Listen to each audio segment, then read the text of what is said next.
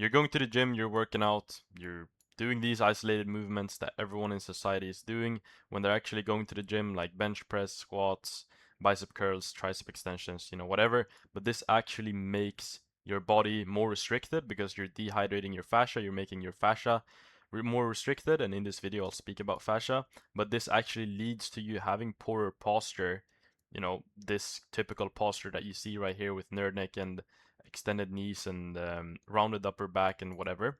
And it may lead to you actually having chronic pain and moving very stiff outside of the gym. So whenever you're actually doing something in society, you're lifting something, you're bending over, picking something up, you don't feel good. Maybe you have chronic pain. Maybe you actually feel very stiff.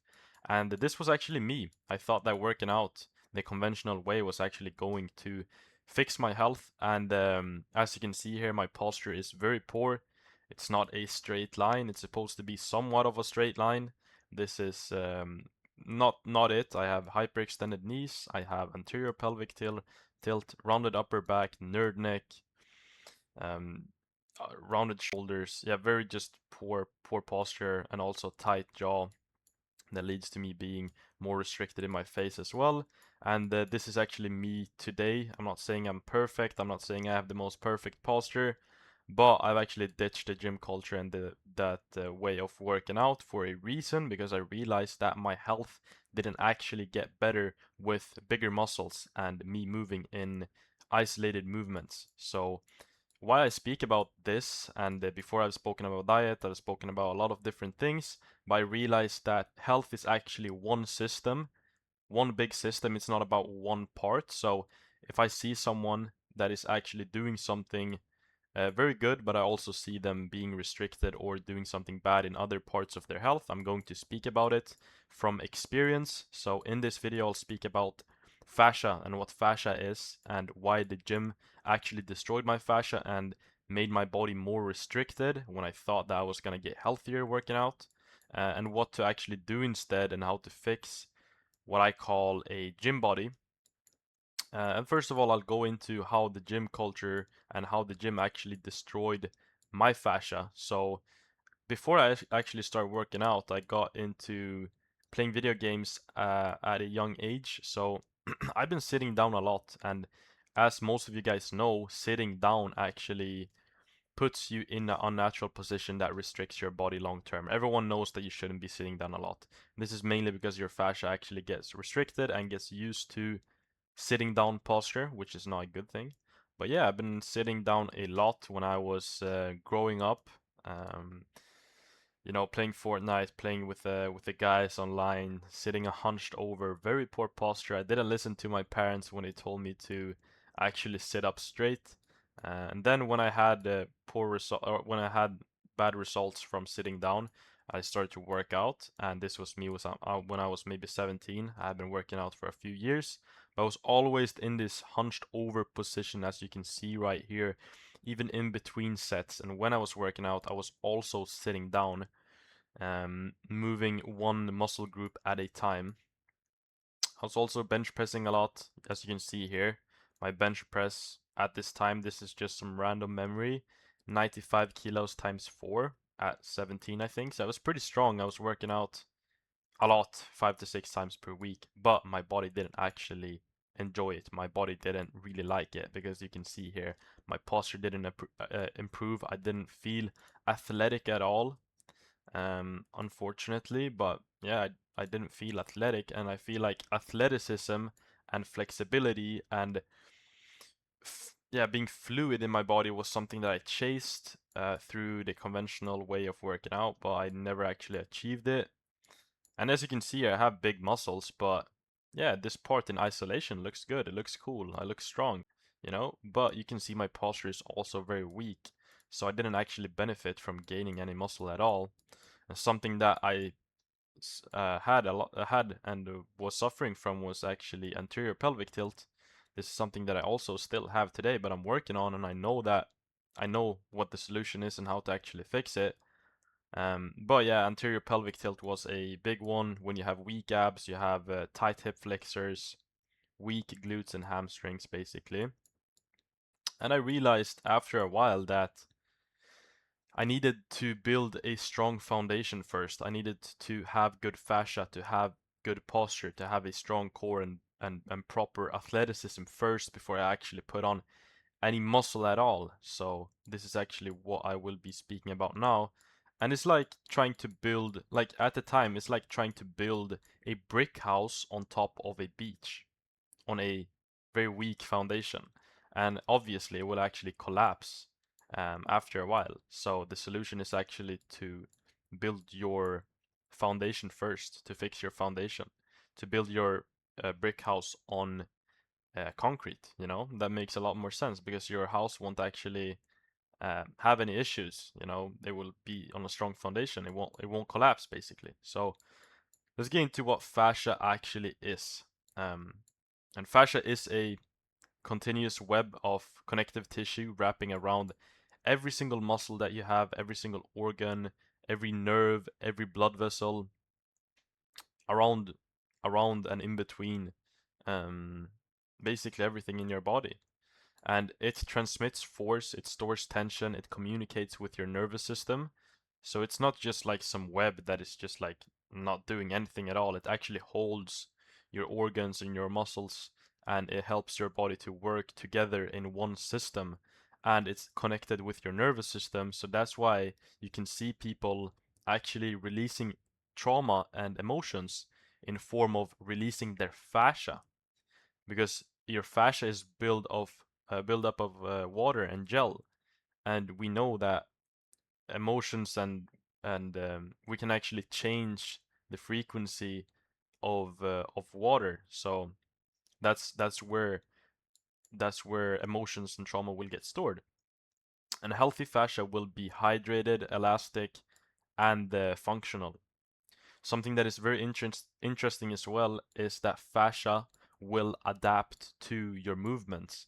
So if you are sitting down a lot, let's say you're sitting, yeah, most of you guys are either in school or working at a job of for the majority of your time. So if you're sitting down 24/7, your fascia will adapt to that. The movement you're doing most, your fascia will get used to it.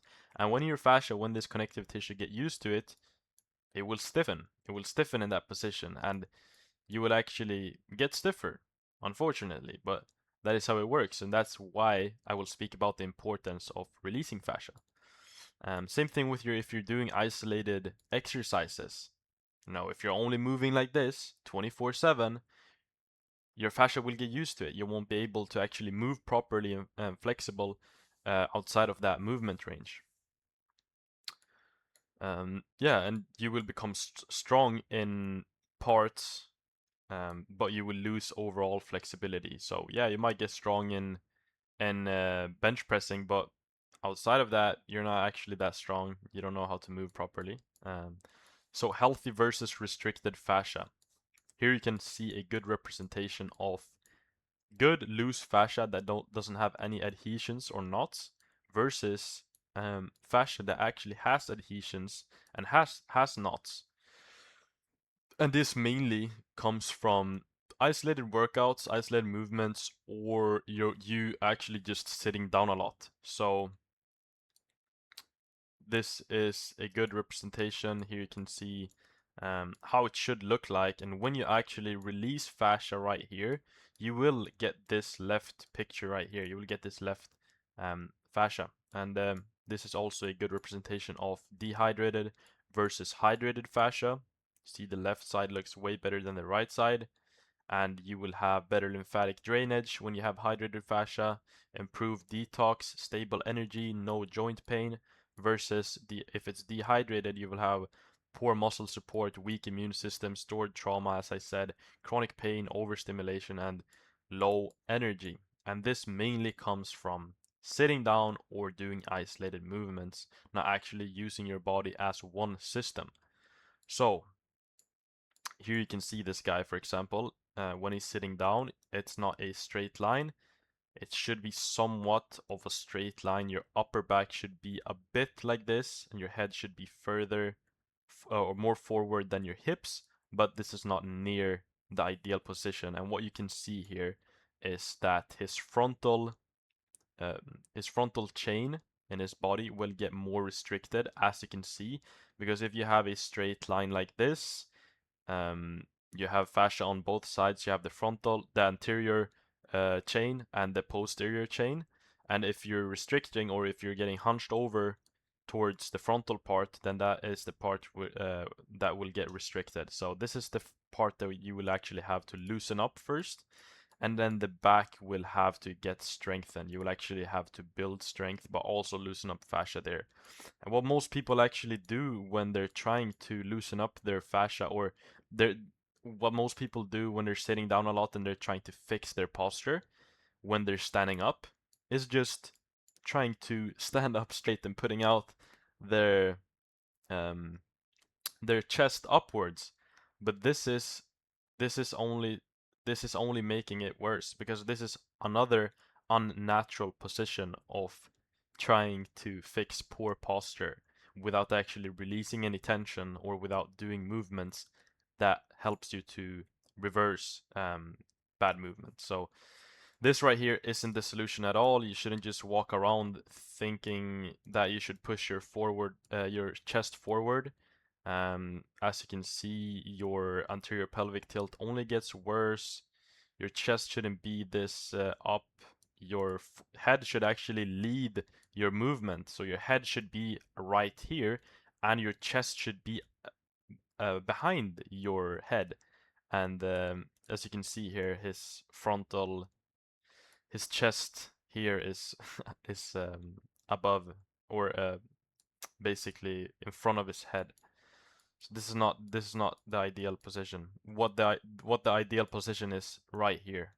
You actually have the chest behind your head, and basically somewhat of a straight line when it comes to um, the back part there, the posterior chain. And this is how you should actually stand up straight. And a lot of movie stars back in the days, old movie stars, had ideal posture, when you can see that they stand up straight like this, but their head is actually forward. It's in front of the chest. But you don't look at this and think like, oh, this is poor posture. Even though he has his neck like this, he doesn't look like he's having poor posture, or that he has nerd neck. This is not nerdic. This is actually a very masculine and dominant posture right here. So let's talk about how traditional weightlifting actually destroys fascia. And something that we see today is, yeah, isolated movements. We know that the gym is actually the mainstream thing when it comes to being healthy, or getting healthier, or putting on muscle, whatever. But also what we see today is actually poorer and poorer posture, is more stiffer people. And I believe that the gym is actually contributing to this, because you're not moving your body in a system, you're not taking fascia into consideration, you're only taking one muscle group at a time into consideration. You're moving one muscle like this, like bench pressing, or shoulder press, or tricep extension, or squats, or whatever. It's one muscle group, and outside of the gym, we never move one muscle at a time. We move our whole body in connection to everything else. It's one system. And this is where people actually go wrong. So let me go into how conventional workouts actually destroys your fascia and restricts your body. First of all, we have bench press, as you can see right here. You have the locked shoulders right here. No rotation in your hip, it's also locked. No involvement at all outside of the chest and the shoulders a little bit, you know. Um, and your chest may be getting stronger, but your fascia will adapt to this locked in position right here. Your shoulders will unfortunately get more rounded, get forward. Your chest will get tightened, and you won't be able to actually reach overhead or rotate. And most people actually get pain. Me, for example, I hurt my shoulder from bench pressing, just because I was overloading in one isolated movement. Then we have bicep curls. This is the same thing here. You're sitting down, you're not using your force from the ground, you're not using your hips, you're not using anything, you're using your bicep. There's no rotation, there's nothing. Your bicep gets stronger, but your fascia learns this isolated movement right here. And in real life, your body, your arm will actually never move like this. It will move your whole body. So, example number 3, we have leg extensions. You're sitting, hips locked, just extending your knees. This movement doesn't exist in nature, and we're supposed to live in nature. This is what I preach all the time. I will always have this argument. We should live accordingly to nature. This exercise doesn't actually exist in nature, and then we should know better. And when you sprint or jump, your fascia doesn't know how to actually integrate or use your quad muscles because you've been using your quad muscles in isolation. And when you're jumping, for example, you will use your whole body, not just your legs or not just your quads. So the pattern here is isolation leads to fascia that adapts to a narrow range, which means loss of variability, which leads to stiffness, which leads to compensation and pain.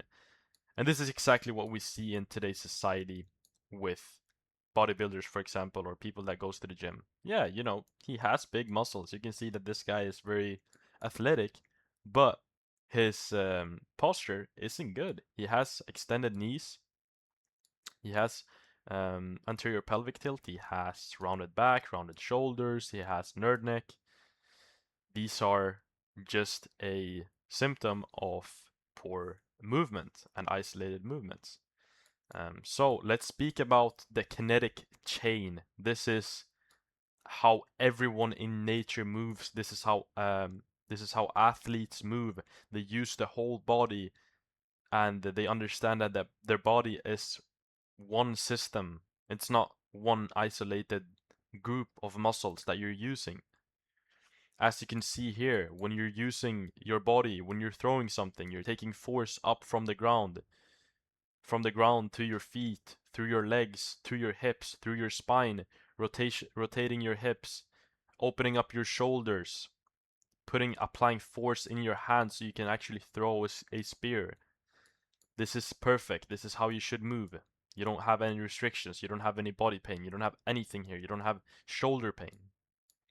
Same thing here. If you're running, if you're sprinting, you're taking you're taking the force from the ground up to the feet. Everything starts in the feet and the ground, and then you're applying that force up through your legs, through your hips, rotating your hips, using your hands, opening up your chest area, and then applying force down again and forward so you can actually sprint and use your whole body.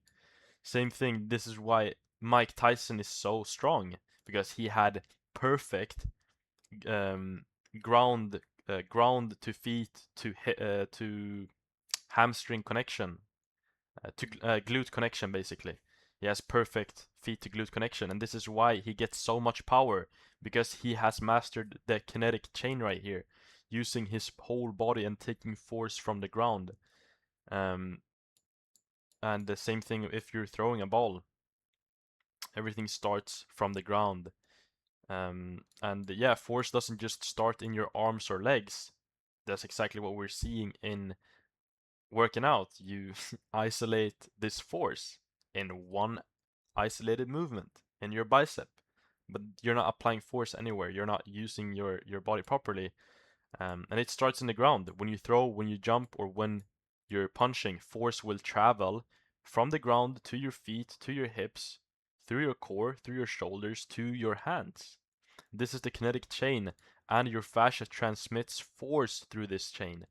Isolation exercises never actually train this chain, as I said. And when you try to move athletically, your body compensates and you will get injured. And that's why we see um, bodybuilders today, when they're trying to do exercises, when they're trying to do sports, when they're trying to do boxing, they're very, very stiff, very, very stiff. They cannot use, it's like they don't have any control of their body at all. Um, so I didn't actually put in a picture here or a video of it because I couldn't put in a video, but search up bodybuilders that are trying to do football, or that are trying to sprint, or that are trying to do boxing. They're either toward their hamstring, they're either getting injured, or they cannot move at all. Like, they're very like clumsy. Um, and this is what we see today. This is the conventional gym workout culture, and this only leads to dysfunctional kinetic chain. This is a bodybuilder right here. I couldn't put in the video, but he moves very stiff. This doesn't look natural at all. He's trying to move fluently. He's trying to sprint naturally, but it doesn't look natural, right? Um, so this is why you're strong in isolated man-made movements in the gym, but you're weak and you're stiff when you're doing movements outside of that, and that's why you never get pure dad strength. You will never get pure dad strength. You will never be flexible if you're only going to the gym doing isolated movements, unfortunately. And the effects of this will be poor posture. It will be you feeling stiff. It will be chronic pain. It will be weakness outside of the gym. It will be low energy, poor breathing, and you will actually get uglier because of this. Because the stiffer your body is, the stiffer your fascia, and the more restricted your fascia will be, and you will become underdeveloped, and your jaw won't actually pop out, and a lot of different things. But you will actually like get uglier. Like this is just the brutal reality from working out improperly. So how do you actually fix this issue? First of all, what I mentioned before is you need to loosen up restricted fascia.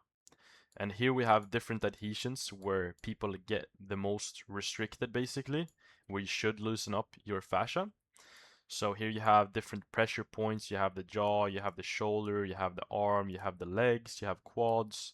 I think most people actually benefit from loosening up the hip area, loosening up the neck area, loosening up the jaw area, and the frontal chain, which is yeah, the anterior chain right here. The chest area is very important. What you actually do is you're going from this restricted fascia that only gets you stiffer to you actually being able to move flexible and with unrestricted fascia. And what you actually do here is you're buying you're getting a tennis ball and you're applying pressure on these parts as pretty hard. You can lay on the ball. You can also have the ball in your hand and just put it wherever you're feeling restricted. Do this, you can do this maybe 1 minute, 2 minutes per part, but start with the areas. Basically go through every single area, but start with the areas. Then after that, the areas where you feel most restricted. Because you should actually reflect on where you feel the most stiffness. So if you're feeling the most stiffness in your lower back, meanwhile I feel the most stiffness in my shoulder, for example, you should still analyze yourself and go after what you feel where you are most restricted, basically. So that's the first step. Do this consistently. Do this, like, try to do it every single day or every other day. Consistency here is the most important thing. And after that, you should actually exercise and introduce kinetic chain exercises where you're using your body as one system. And something that is very useful here is medicine ball slams, for example. You're having a medicine ball, you drive from the ground, you extend through your hips and core and slam the ball down. This is a full chain movement. You're getting your getting your power from the ground, moving it through your whole body, and you're applying that force in your hands onto the ball, basically. Then you have broad jumps. This is also a very good exercise. You load through your hips, you explode from the ground and land with full control. This is also a full chain movement right here. This will train your whole fascia. They will train your whole body. You will get flexible. You will get athletic from this. You won't actually get any stiffness or pain because you're not moving one isolated um, muscle at a time. Then you have rotational throws. You drive from the ground, you rotate through your hips and core, and press to throw with your arms. This is also a full chain movement. Um, and you can see, yeah, basically same thing here. It's the same thing with all kinetic chain movements. You use your whole body. These exercises trains your fascia to transmit force the way it's designed to, from the ground through your body and out wherever you're applying the force. This is what builds functional strength. And then we have hanging. This is also a very, very healthy thing to do for your fascia and for your body because it decompresses the spine and rehydrates the fascia in your shoulders, in your lats, and in your entire upper body right here. When you're sitting and when you're lifting, that will compress your spine and lock your shoulders forward. Meanwhile, hanging actually does the opposite of that. So do this as often as you can. If you can hang for 30 seconds, that's fine. If you can hang for 10 seconds, that's fine. Do as much as you possibly can, basically. This will loosen up a lot of tension in your body. Very important. And then we go over to walking barefoot. This activates the fascia in your feet, it strengthens your arches, it reconnects your feet to the ground, and it restores natural movement patterns. And this is foundational because everything starts in your feet. As I said, it starts in the ground, it starts in the feet. So something that is very important also when you're moving, when you're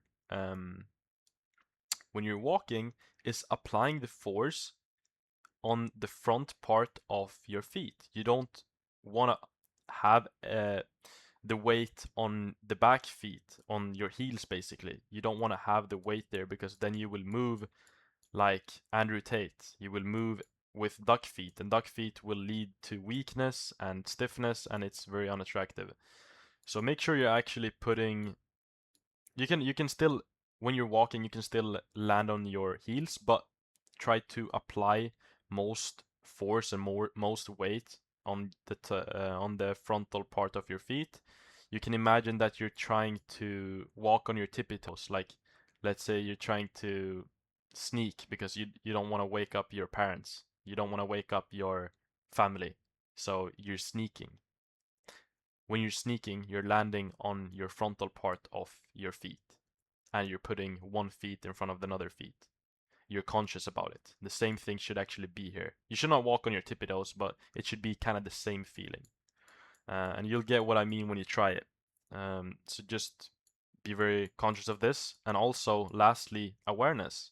Actually be aware of your posture because every single habit that you do will lead to either good posture or bad posture. So, for example, if you're sitting like this every single day, texting, and you're sitting hunched over, you will have poor posture because you're putting a lot of weight, a lot of gravity is pulling down your neck and your head downwards, which will lead to poor posture. And this is good posture. Obviously, if you're using your phone, the phone should be in front of your face, your eyes should go straight. Then you don't have any force. You don't have the gravity pulling your face forwards, and this is very important. This is proper posture when you're standing up. Be aware of this. You should imagine that someone is pulling a string. Someone is above you pulling a string like this. Um, Imagine that and try to be aware of it. Awareness is one step closer to better posture, better health, better life. You don't want to be in this position right here, hunched over with, yeah, just a poor posture. You want to be in kind of a straight line, but your head should still be forward a little bit. It should not be like super straight because that is not our natural posture. It should be your head is actually in front of your chest and in front of your feet, and or aligned with your feet like this. And yeah, that is the end of this video, guys. I hope you guys actually enjoyed this video. I actually fixed my posture. I'm still progressing. I'm still working on this area. This is something I've been looking into for a while now, and I wanted to share this with you guys because I know that, and I understand that health is a big system. It's just because we've been so pulled away from everything today. We don't know actually how to move. We don't know how to eat. We don't know where to live. We don't know where to eat, what to eat, when to sleep, what to block out, what to add. We don't know nothing. So when I speak about health, I don't speak about one part. I speak about the whole system because I understand how important it is. And let's say if you're only focusing on diet, but your sleep is ass, your movement is ass, you're never grounding, you're never in sunlight, you will still have bad health and a bad result will come to you, unfortunately. But that is how it works. Yeah, and I also have a school community launching in about 2-3 weeks where I put out everything in this community. This is like a community slash course, so I put in like the knowledge that I have as well. I will fill in a lot of things, protocols, um, to actually fix your health from my knowledge and from my experience with health as well. I fixed acne, I fixed bloating, I fixed hair loss. I've transformed my health in a lot of areas. I fixed my gut health. I fixed um, clients' gut health. I fixed a lot of things. So if you guys are interested in that, just check out my other videos as well where I speak about health. And I do offer one-on-one coaching as well with people that are actually serious about fixing their health issues and they want someone to keep them accountable and they want more knowledge, they want more resources, they want to find a true path. And yeah, if you're interested in that, DM me on Instagram. The link will be in like down below basically. So and if you want early access to the school community, you want 25% off, and you want to have something particular in the school community before I launch it, you can actually get access to it then. And also DM me on Instagram if you want that. Without further ado, guys, I'ma go, and I hope you guys enjoy this video. Peace out.